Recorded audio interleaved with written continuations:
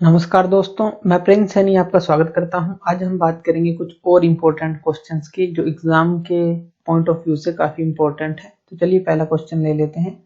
पहले क्वेश्चन में दिया गया है at what temperature molecular motion does not takes place. ऐसा कौन सा टेम्परेचर है जिस पर जो मोलिक्यूल्स हैं वो मोशन नहीं करते।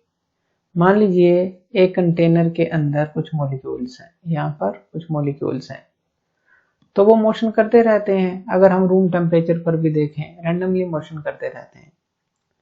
तो ऐसा कौन सा टेम्परेचर होगा जिस पे ये सीज हो जाए, यानी कि ये मोशन ही ना करें, इनका जो मोशन है बिल्कुल स्टॉप हो जाए, जो मोशन है करें ही ना। तो वो होता है अगर हम इसको -273 डिग्री सेल्सियस टेम्परेचर पर ले जाएं। इस टेम्परेचर पर जाकर इनका मोशन सीज हो जाता है, यानी कि मूव नहीं करते। और इसी -273 डिग्री सेल्सियस टेम्परेचर को हम क्या बोलते हैं? Absolute zero kelvin. तो एब्सोल्यूट जीरो केल्विन पे क्या होता है या -273 डिग्री सेल्सियस पे क्या होता है? ये मोशन नहीं करते। नेक्स्ट क्वेश्चन ले लेते हैं। What is the expression for the polytropic process for heat absorbed और हीट रिजेक्टेड? क्या एक्सप्रेशन है पॉलीट्रोपिक प्रोसेस के लिए? तो ये पूरा एक्सप्रेशन जो है हम कर चुके हैं, तो डायरेक्टली यहाँ पर लिख लेते हैं इसको gamma minus n by gamma minus one into work done. ये पॉलीट्रोपिक प्रोसेस के लिए किसके लिए है? हीट एब्जॉर्ब्ड और हीट रिजेक्टेड के लिए एक्सप्रेशन है। नेक्स्ट क्वेश्चन ले लेते हैं। वॉल्यूम, मास और जो एनर्जी है ये कौन सी प्रॉपर्टी है? इंटेंसिव प्रॉपर्टी है या एक्सटेंसिव प्रॉपर्टी है?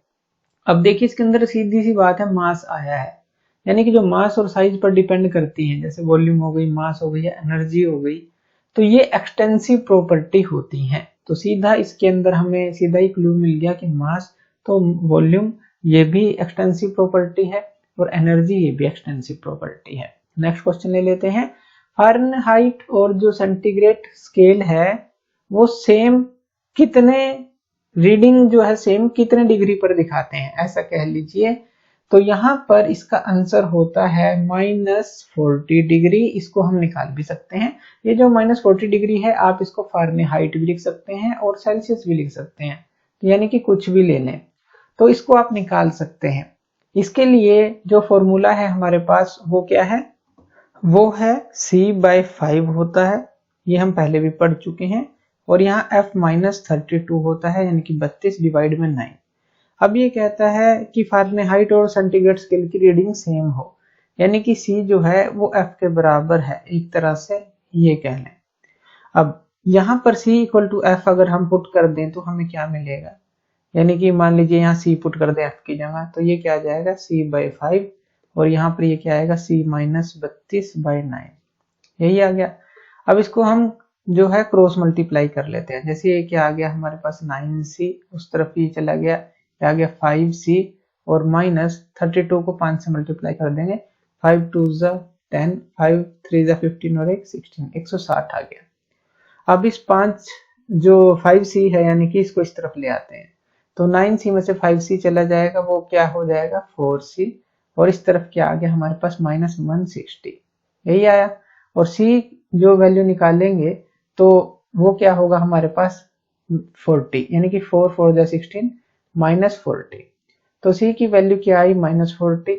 और C -40 पर जो है आप चेक भी कर सकते हैं, या F जो है -40 पर आप चेक भी कर सकते हैं, वो रीडिंग सेम मिलेगी। यानी कि -40 डिग्री पर चाहे वो फ़ारेनहाइट हो चाहे वो सेल्सियस में हो, तो रीडिंग जो है हमें सेम मिलती है। फॉर्मूले के थ्रू आप चेक कर सकते हैं। नेक्स्ट क्वेश्चन हमने लेना है what is SI unit of temperature. Temperature की SI यूनिट क्या होती है? आपने फ़ारेनहाइट के बारे में सुना, सेंटीग्रेड के बारे में सुना यानी कि सेल्सियस के बारे में, लेकिन ये इसकी SI यूनिट नहीं है। इसकी SI यूनिट होती है केल्विन।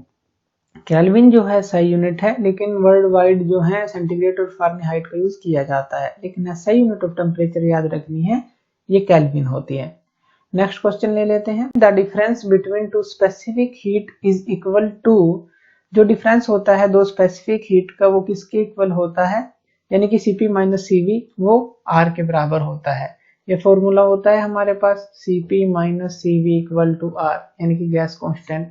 तो जो डिफरेंस होता है स्पेसिफिक हीट्स का एट कांस्टेंट प्रेशर और कांस्टेंट वॉल्यूम, तो आर यानी कि गैस कांस्टेंट के बराबर होता है।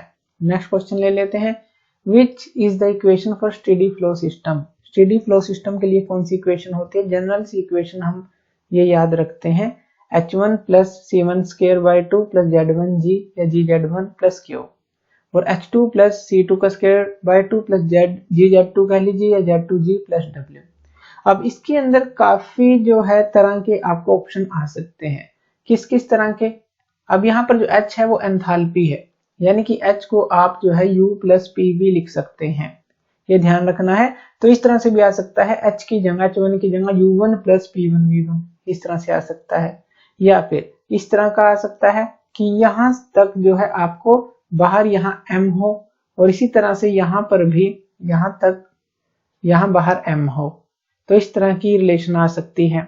उसके अलावा जैसे Q है इस तरफ और ये W इस तरफ है, तो यहाँ पर आ सकता है प्लस माइनस Q और प्लस माइनस W, यहाँ नहीं होगा फिर वो, तो इस तरह की रिलेशन आ सकती है। या फिर आपको कई जगह GC और JC लिखा दिख सकता है इसी रिलेशन में, लेकिन आपको उसको 1 पुट करके देखना है, यानी कि SI यूनिट जो है GC के लिए 1 ही लेते हैं JC के लिए, तो कहीं पर भी यहाँ पर होगा तो आपको उसको 1 पुट करके देखना है कि क्या यही रिलेशन आती है इनमें से कोई।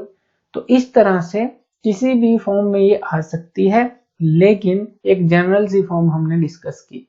क्या क्या देखा हमने? H की वैल्यू यहाँ पर ये लिखी हो सकती है, या मास दोनों तरफ ब्रैकेट के बाहर हो सकता है, या plus minus Q plus minus W इसी तरफ होगा इस तरफ नहीं होगा, या फिर GC या JC का इस्तेमाल यहाँ पर होगा, और लेकिन आप उसको 1 पुट करके देख लेंगे कि यही रिलेशन आती है इनमें से कोई, तो वो स्टेडी फ्लो एनर्जी इक्वेशन ही होगी। चलिए नेक्स्ट क्वेश्चन ले लेते हैं। नेक्स्ट क्वेश्चन में हमें दिया गया है व्हाट इज एडियाबैटिक इंडेक्स। अब एडियाबैटिक इंडेक्स को हम गामा से डिनोट करते हैं, पॉलीट्रोपिक प्रोसेस में भी हम देख सकते हैं, और ये होता है दो स्पेसिफिक हीट का रेशो Cp/Cv, तो ये एडियाबैटिक इंडेक्स होता है।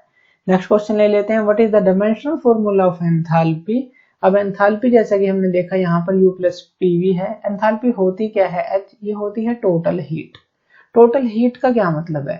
एक तरह से एनर्जी है, तो एनर्जी जो होगी वो वर्क करेगी, जैसे यहाँ इंटरनल एनर्जी U है, PV यानी कि फ्लो वर्क है, तो टोटल हीट क्या है हमारी, जो वर्क डन करेगी, या फिर एनर्जी ही आप उसको कह लीजिए। जो एनर्जी और वर्क डन की जो हमारे पास डायमेंशनल फॉर्मूला है वही एंथैल्पी का होगा, सीधा सा समझ लें इसको। ये होगा हमारे पास mL²T-2, यानी कि वर्क का या फिर एनर्जी का, जो हमने हीट की बात की या हीट का, जो ये हमारे पास डायमेंशनल फॉर्मूला है वही एंथैल्पी का होगा। नेक्स्ट क्वेश्चन ले लेते हैं, प्रेशर, टेम्परेचर और डेंसिटी ये क्या है? पॉइंट फंक्शन है या पाथ फंक्शन है? अब देखिए प्रेशर टेम्परेचर हमने पहले भी डिस्कस किया था, यहाँ पर डेंसिटी भी हमने ली है, ये जो है पाथ पर डिपेंड नहीं करते, तो इसीलिए प्रेशर टेम्परेचर डेंसिटी जो है ये होते हैं पॉइंट फंक्शन। तो ये कुछ क्वेश्चंस हमने लिए, कुछ इंपॉर्टेंट क्वेश्चंस थे जो पेपर्स के लिए अगर आप तैयारी कर रहे हैं उनके लिए। तो थैंक यू वीडियो देखने के लिए, और इसी तरह के वीडियोस के लिए आप हमारे चैनल लर्न एंड ग्रो पे हमें सब्सक्राइब कर सकते हैं। धन्यवाद।